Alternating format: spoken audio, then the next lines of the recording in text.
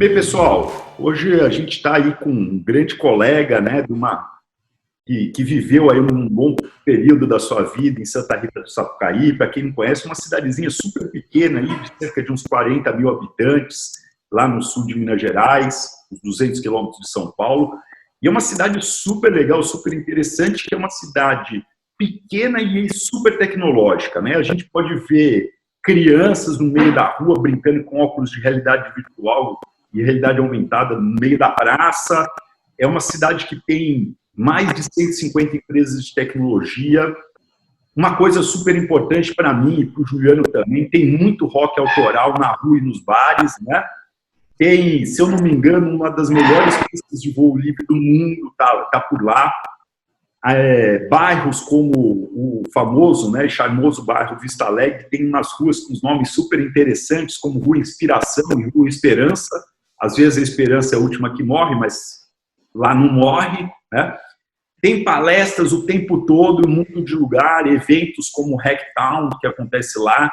O Teatro Natel, um dos melhores teatros do Brasil, com uma, se eu não me engano, capacidade até de 800 pessoas. E falando de Natel, né, o Inatel, praticamente o MIT do Brasil, e de lá saiu o Mr. Juliano Moloni, que está aqui com a gente, né, que é um engenheiro de telecomunicações, formado pelo Inatel, fez depois o seu mestrado lá no Unicamp, na engenharia elétrica, trabalhou em diversas empresas aqui no Brasil, como a Motorola, trabalhou na Delphi nos Estados Unidos, na Webtec Wireless no Canadá, na E3S, onde eu tive o prazeraço de trabalhar com ele um bom tempo, e atualmente hoje ele é Product Manager na ANSYS, trabalhando com produtos de simulação na área eletromagnética, né? E se vocês derem uma olhada no Lattes dele, o menininho tem mais de 60 artigos publicados, diversas patentes, né? Então, Juliano, queria aí que você passasse aí um pouquinho, cara, essa tua experiência, como que é essa coisa linda aí, bem diferente do que muitas vezes a gente, né, fala estrutural, a régua, uma coisa entorta, flat, foi legal, fluidos a gente vê a coisa se mexendo, muitas vezes, né, uma água, um fluido, mas, pô, em eletromagnetismo muitas vezes precisa ter tem que crer em Deus, né, porque você não vê a coisa. Então, como é essa coisa e como que você começou nessa área super legal e super desafiadora?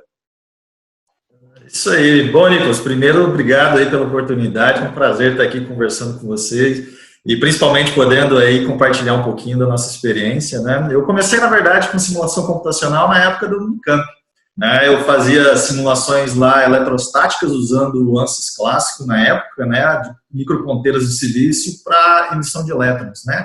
Aquela parte voltada para nanotecnologia e MEMS. Depois eu fui trabalhar na Delphi e lá comecei a trabalhar com ANSYS também, mas na parte estrutural e térmica, né, na parte eletrônica, mas fazendo simulações de vibração, né, simulações térmicas também.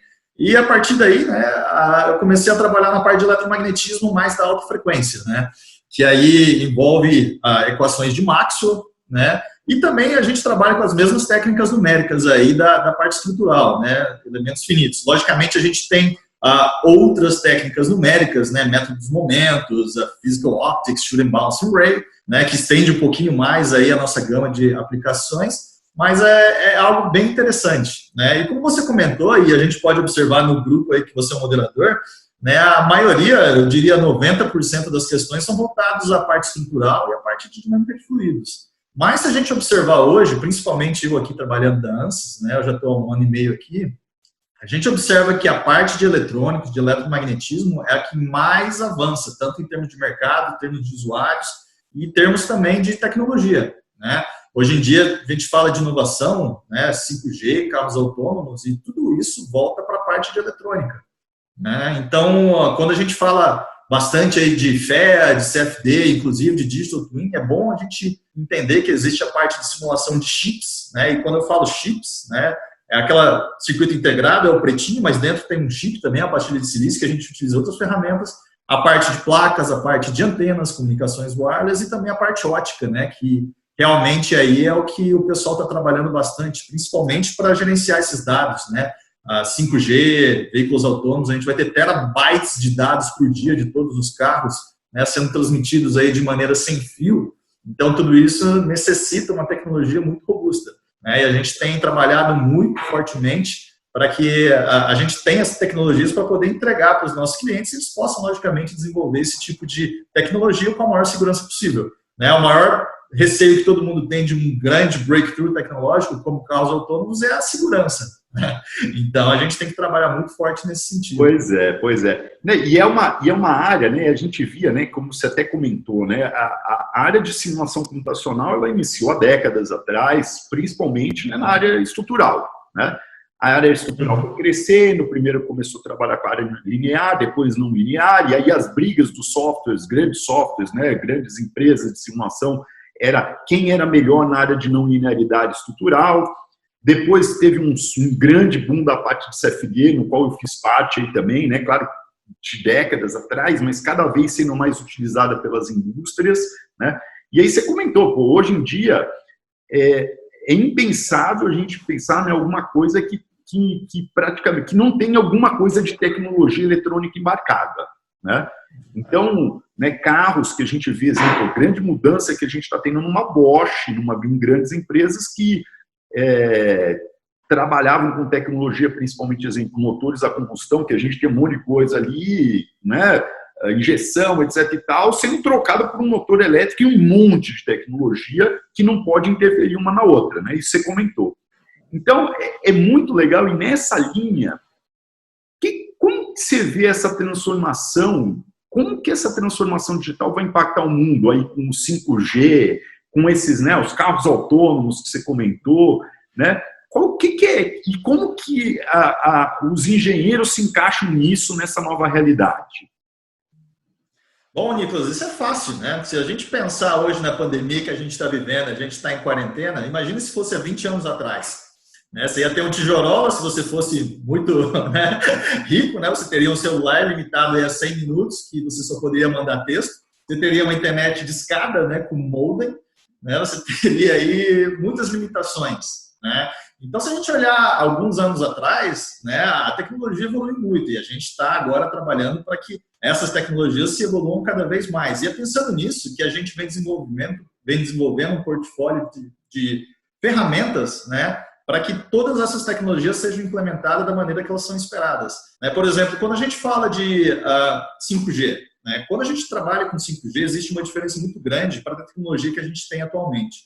Hoje, a gente tem um celular, tem um roteador Wi-Fi, e a gente tem uma única antena, né, que ela tem um diagrama de radiação único, ou seja, ela irradia de uma maneira estática. O que acontece com o 5G é que essas antenas, que elas são apenas umas individuais, cada uma para uma tecnologia, né, pode existir mais de uma para você aumentar a robustez de comunicação, a gente chama de MIMO, né, mas elas vão ser substituídas por uma rede de antenas. O que isso significa? Que ao invés de você ter uma, você vai ter várias antenas. Mas por que eu tenho várias antenas? Que com várias antenas você consegue automaticamente mudar a excitação de cada elemento individual e fazer com que aonde essa antena olha, esse diagrama de radiação, ele mude. Então ele fique seguindo o usuário. Com isso você aproveita, né, logicamente, o espectro eletromagnético e você aumenta também a eficiência da sua comunicação. Então, para a gente implementar isso, a gente precisa de tecnologias do nosso software, né? A gente trabalhou aí com diversas tecnologias dentro do nosso pacote de alta frequência, que é chamado HFSS, onde a gente consegue fazer essas simulações de redes de antenas finitas de uma maneira muito rápida, utilizando aí uma técnica que é chamada de decomposição de domínio. A gente pega a matriz e decompõe aí, né, em diversos domínios e manda para diversos cores. Né? E isso é uma das características que a gente vem observando aí no 5G, mas indo para carros autônomos, por exemplo, né, os radares, por exemplo, eletromagnéticos de carros autônomos, eles trabalham numa frequência bem alta, 79 GHz. E com isso a gente tem limitações na parte numérica, porque quando você trabalha com uma frequência muito alta, seu comprimento de onda é pequeno, então seu elemento, numa malha de elementos finos, ele é muito pequeno. Né? Então a gente introduziu outras tecnologias, onde hoje a gente consegue simular diversas cidades aí, né, cenários mesmo. Você pega uma cidade, você importa, você coloca o radar ali e você simula o carro andando. E você tem vários tipos de resposta, como a Range Doppler Mapping, que é exatamente como o radar consegue visualizar todos os objetos, ele envia uma onda, reflete, a gente consegue gerar esses mapas em tempo real. Então, isso é algo muito interessante. Mas se a gente pensa em carro autônomo, não é somente radar eletromagnético, a gente tem o LiDAR, por exemplo, também, e câmeras óticas. Então, a gente desenvolveu e adquiriu uma outra companhia chamada Optis, que trabalha justamente nessa parte ótica, né, de grandes ambientes, environments. Então, a gente consegue, você colocar esse seu radar eletromagnético, consegue colocar um LiDAR e consegue pegar esses mapas de cidades e dirigir o seu carro e realmente observar aí, né, como o seu radar, tanto a laser quanto o eletromagnético e câmera também, vão identificar diversos objetos. O pessoal estava falando que para ter um início, para a gente começar a falar aí de carros autônomos, vão ser necessários 8 bilhões de milhas andadas, né, para você ter que começar a entender todos esses ambientes, os targets, né, se aquilo é uma placa, se aquilo é uma pessoa. Legal. Mas 8 bilhões de milhas em teste físico é praticamente impossível, né, por isso que está todo mundo indo para a parte de simulação. Legal. Né, para tentar acelerar esse processo. Essa linha, eu acho que cada vez mais, né, envolve dados, informações e como tomar uma decisão rápida, né? A ANSYS tem investido também na área de inteligência artificial, de machine learning. Como que está essa linha, essa ideia aí dentro da ANSYS?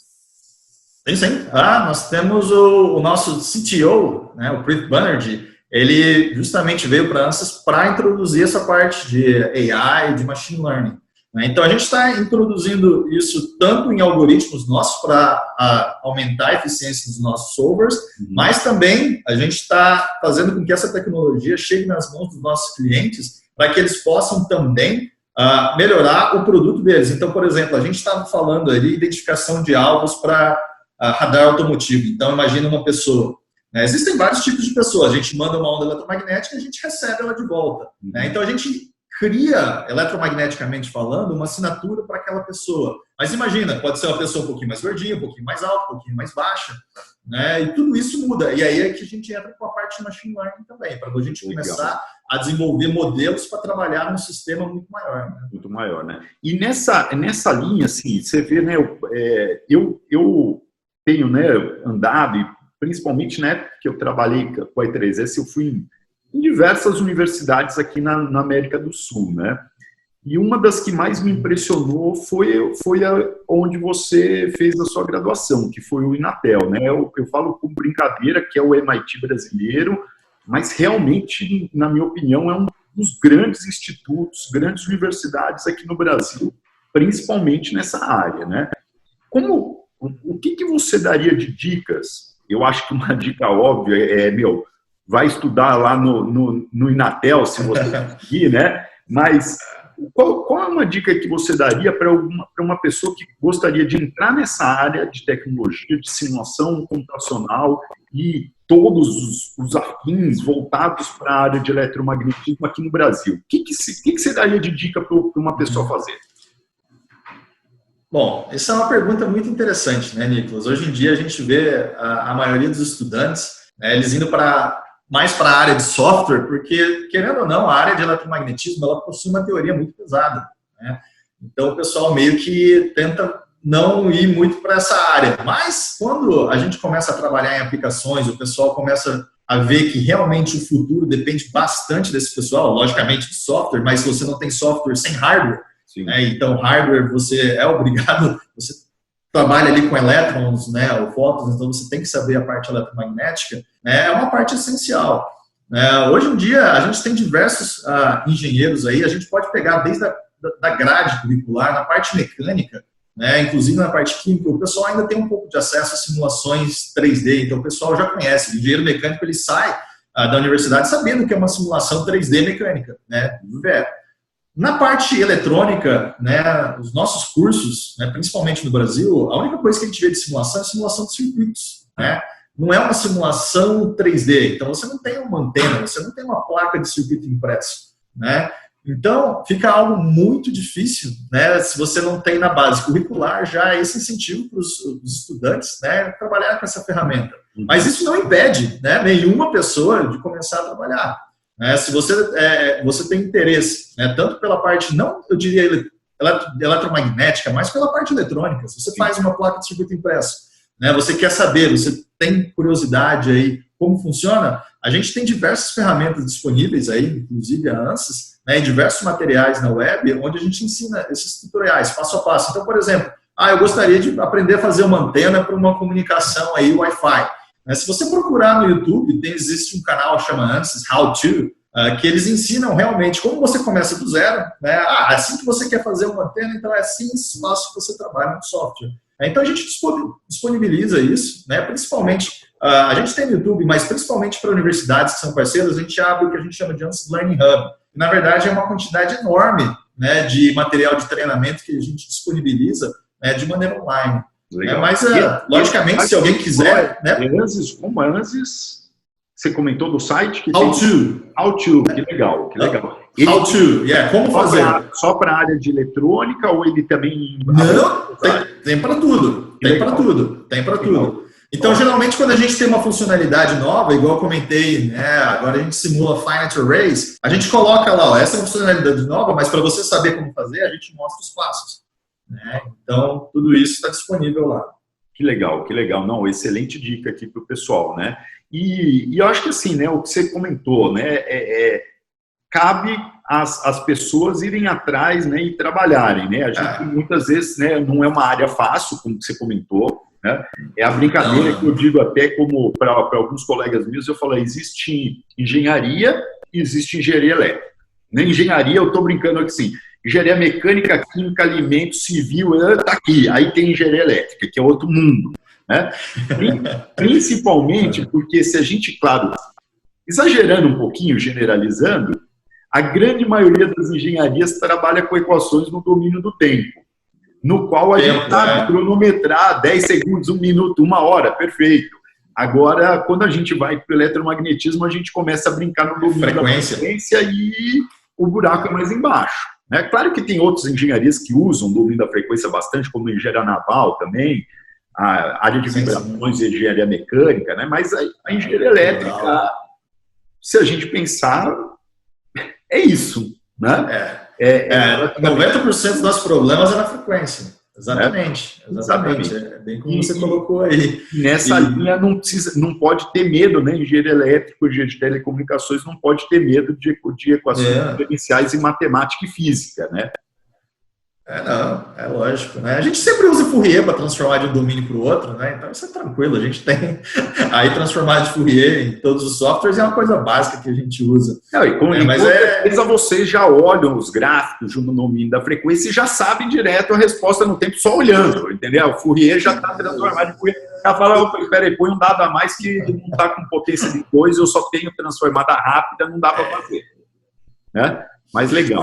Mas se você olhar, você trabalha também, né? Bom, trabalha não, mas a gente conhece muito, né? Por exemplo, quando você vai sintonizar sua rádio FM, né? 102.1 MHz, né? Então, é frequência. Você olha o filtro, assim, se é um filtro passa-faixa, passa alto, passa-baixa, é frequência, né? Claro. Na verdade, são informações, né? São domínios diferentes, mas é muito bem colocado. E na parte eletromagnética, assim como você falou, é coisa de outro mundo, a gente tem diversos livros, né? Um chama Dark Black Magic Book, né, que é de magia negra. Esse é o título do livro mesmo, que ele explica né, como funciona tudo isso. E é tão magia negra que a gente tem um solver no tempo, no nosso solver de baixa frequência, Maxwell para motores, onde a gente consegue resolver no domínio do tempo, né, ele é transiente, mas ao contrário de todos os outros solvers que existem no mundo, para você resolver algo transiente, no tempo, né, você resolve time step 1 e depois com o resultado time step 2, né? Foi a primeira vez que eles introduziram, não me pergunte como, eles conseguem resolver diversos time steps em paralelo, sem saber a resposta anterior. Né? Mas é mais uma tecnologia... coisa, não vou falar, deve ser, não pode ser. Um developer tentou me explicar aqui, eu não entendi não, mas eu testei e funciona. Então eu estou acreditando que funciona. Né? Chama Time Decomposition Method. Interessante. Vamos estudar um pouquinho sobre isso. Bem, pessoal, tivemos aqui então hoje aí com o Juliano. Juliano, super prazer ter você de novo aí. O prazer é meu, amigo. Nos Estados Unidos, falando aqui, né? Pois é. Nós aqui do Brasil, super legal. Tendo esse terceiro episódio aqui do It's Sky O'Clock, né?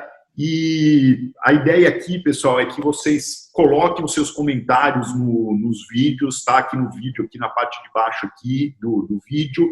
Esse também é disponibilizado, o áudio vai ser disponibilizado nas maiores diversas plataformas aí de podcasts disponíveis, como Spotify, Deezer, Apple Podcasts, Google Podcasts, entre outros, tá joia?